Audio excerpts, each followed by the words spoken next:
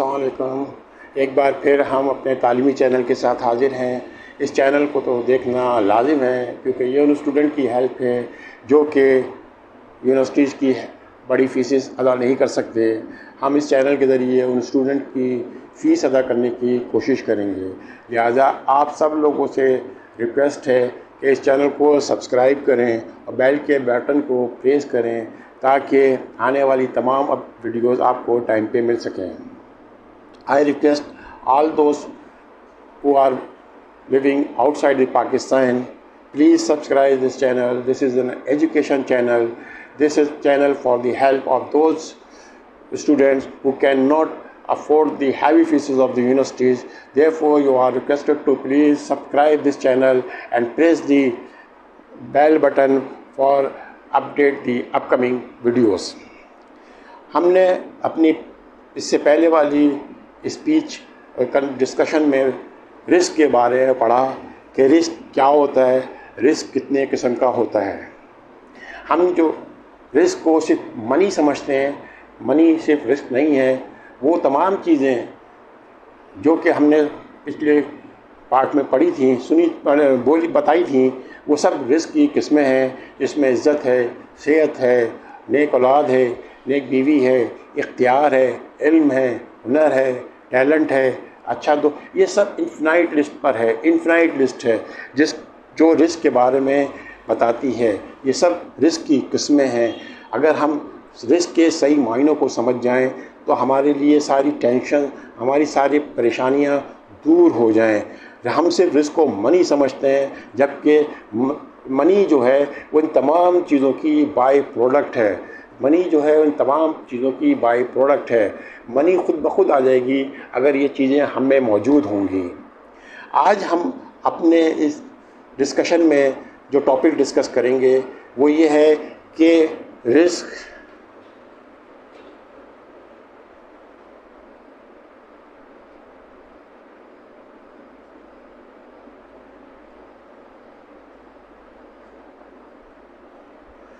कितना होना चाहिए। ये बहुत बड़ा सवाल है। इसी के लिए लोग तो पीछे परेशान हैं, दौड़ रहे हैं कि रिस्क कितना होना चाहिए। 15,000, 15 लाख, 15 करोड़, 15 अरब या खरब, रिस्क कितना होना चाहिए इसकी किसी को नहीं पता कि रिस्क होना कितना चाहिए। कहाँ आदमी की तसल्ली होगी, कहाँ आदमी की सोचेगा कि मेरा बस रिस्क पूरा हो गया है। तो ये एक सवाल है कि हमारे पास रिस्क कितना होना चाहिए। कम रिस्क या ज़्यादा रिस्क कुछ नहीं होता, बल्कि रिस्क वो होता है, रिस्क की हद वो होती है जो हमें मुतमईन कर सके, जो हमें सुकून दे सके।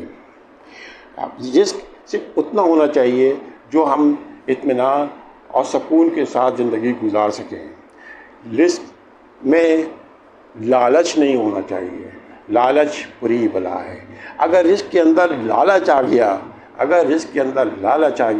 तो रिस्क की कोई भी हद नहीं रहती। रिस्क की कोई हद नहीं रहती। फिर हम अनलिमिटेड हो जाते हैं, हमारी तसल्ली कभी भी नहीं होती। हम कभी भी नहीं तसल्ली कर पाते कि हमारे पास रिस्क पूरा हो गया है, या हमारी तमन्ना कभी पूरी नहीं होती। हम रिस्क की तलाश में, रिस्क के हुसूल में 15,000 से 15 लाख, 15 लाख से 15 करोड़, 15 करोड़ से 15 अरब बनाने के चक्कर में लगे रहते हैं।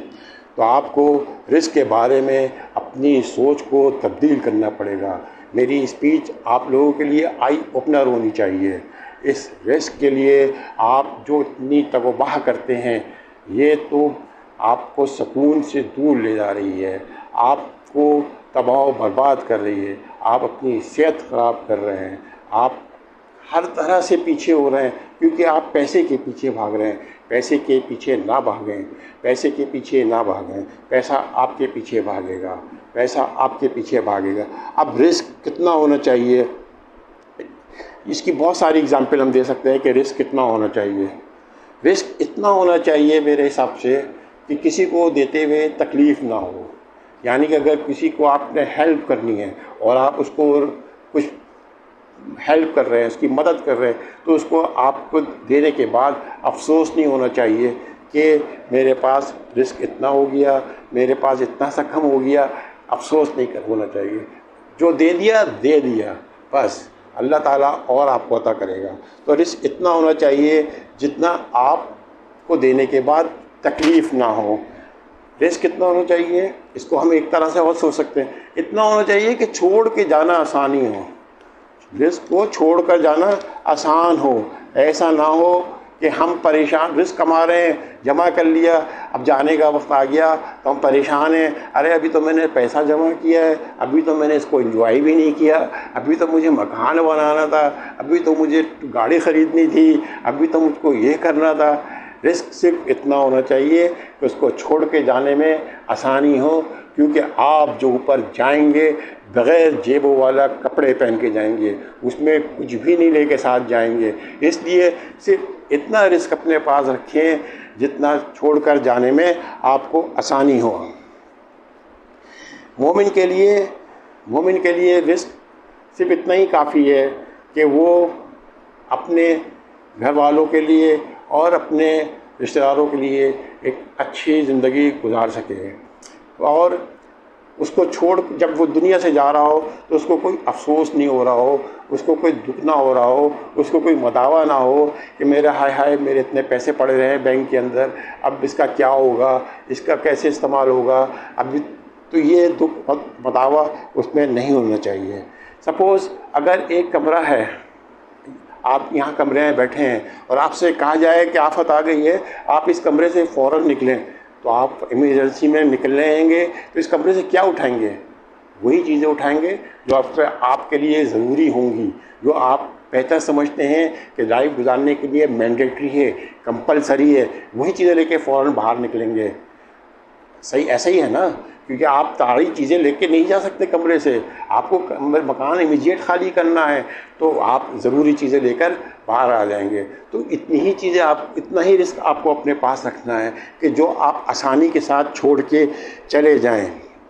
ये ज़िंदगी, ये जगह एक मुसाफिर खाना है, ये एक मुसाफिर खाना है, और एक मुसाफिर अपने साथ कितना सामान रख सकता है, पर उतना ही सामान अपने पास रखना चाहिए, उतना ही रिस्क अपने पास रखना चाहिए जितना एक मुसाफिर के लिए ज़रूरी है, लाजमी है। इसके अलावा अगर रिस्क में हमने ये तय कर लिया कि रिस्क कितना होना चाहिए, अब हम ये देखते हैं कि रिस्क का इजाफ़ा कैसे हो, रिस्क में इजाफ़ा किस तरह किया जा सकता है।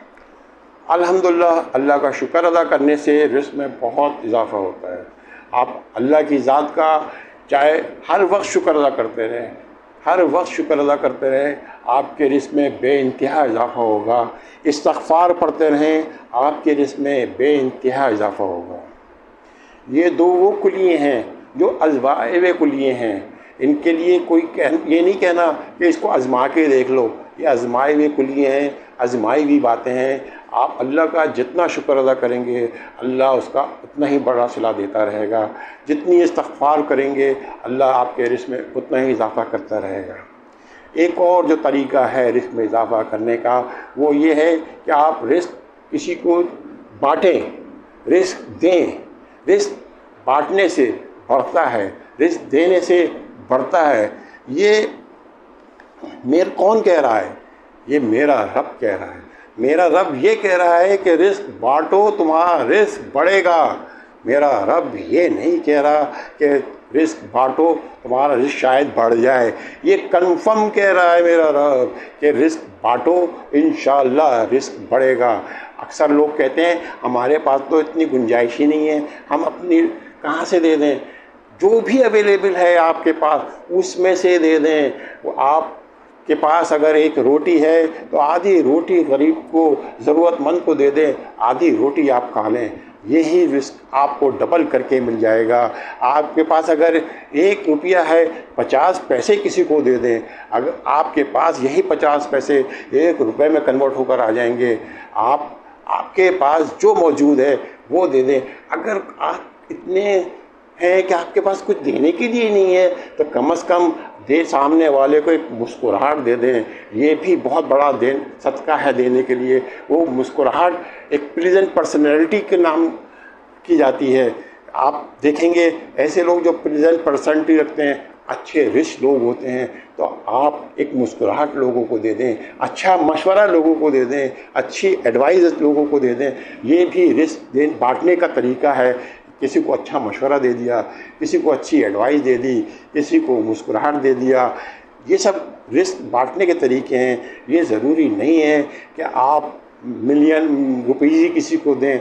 जो आपकी हैसियत है, जो आपके कंट्रोल में है, जो आपके पास मौजूद है, आपके पास आपकी मुस्कुराहट है, वो किसी दे दें। आपके पास अच्छा दिमाग है, किसी को अच्छा मशवरा दे सकते हैं, वो मशवरा आप किसी को दे दें। आपके पास किसी की प्रॉब्लम का हल मौजूद है, वो हल किसी का प्रॉब्लम कर दें। ये सब रिस्क बांटने के तरीके हैं। अल्लाह आपकी मदद करेगा। इस दुनिया में हम लोग समझते हैं कि हम रिस्क बांटेंगे तो कम हो जाएगा। दुनिया में अभी तक कोई कैलकुलेटर ऐसा नहीं आया, दुनिया का कोई कैलकुलेटर ऐसा नहीं है जो ये बताए कि रिस्क बांटने से या देने से बढ़ेगा। कैलकुलेटर आपको यही बताएगा कि रिस्क देने से कम हो रहा है, लेकिन आप रब्बुल इज़्ज़त की बात है, रब्बुल इज़्ज़त ये कह रहा है कि रिस्क बांटोगे मैं बढ़ा दूंगा। मैथमेटिक्स की कोई भी किस्म हो, चाहे वो कैलकुलस हो, चाहे वो अर्थमेटिक हो, चाहे वो ट्रिग्नोमेट्री हो, चाहे वो ज्योमेट्री हो, कोई मैथमेटिक्स का कोई भी कानून हो, फिथागोरस हो, न्यूटन का कानून हो, कोई यही नहीं साबित कर सकता कि रिस्क देने से बढ़ेगा। सब यही कहेंगे रिस्क देने से कम होता है, लेकिन ये रब्बुल इज़्ज़त की शान है, रब्बुल इज़्ज़त का फरमान है जो कभी गलत नहीं हो सकता कि रिस्क बांटने से बढ़ता है, इसको देने से इजाफ़ा होता है। आप जितना रिस्क बांटेंगे उतना आपके रिस्क में इजाफ़ा होगा।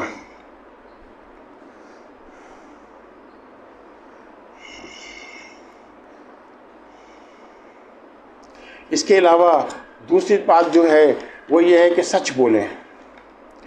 सच बोलने से आपके रिस्क में इजाफ़ा होगा। आप सच बोलने से आपके रिस्क में इजाफ़ा होगा, चाहे उसके लिए आपको अपनी जान से क्यों ना जाना पड़े। सच बोलेंगे, ये ही हमारा ईमान का तकाज़ा है कि हमें सच बोलना चाहिए। इस अब्दुल कादिर शाह जिलानी साहब सफ़र पे निकल रहे थे, उनकी वालिदा ने उनकी कमीज़ के अंदर अशरफियों को सी दिया। जब वो सफ़र में निकले उनको डाकुओं ने घेर लिया, डाकुओं ने उनकी तलाशी ली, वो अशरफियाँ तलाश नहीं कर सके। डाकुओं ने उनसे पूछा तेरे पास कुछ भी नहीं है क्या?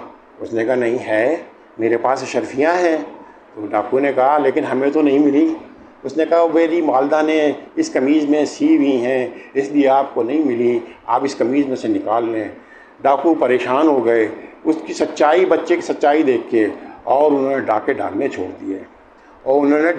छोड़ दिए। तो सच बोलने से भी हिसाब आपको रिस्क में इजाफ़ा होता है। अब हम रिस्क हलाल कमाना, रिस्क हलाल से भी रिस्क में इजाफ़ा होता है। आपकी कोशिश होनी चाहिए कि आप जो कुछ कमाएं वो हलाल का पैसा हो।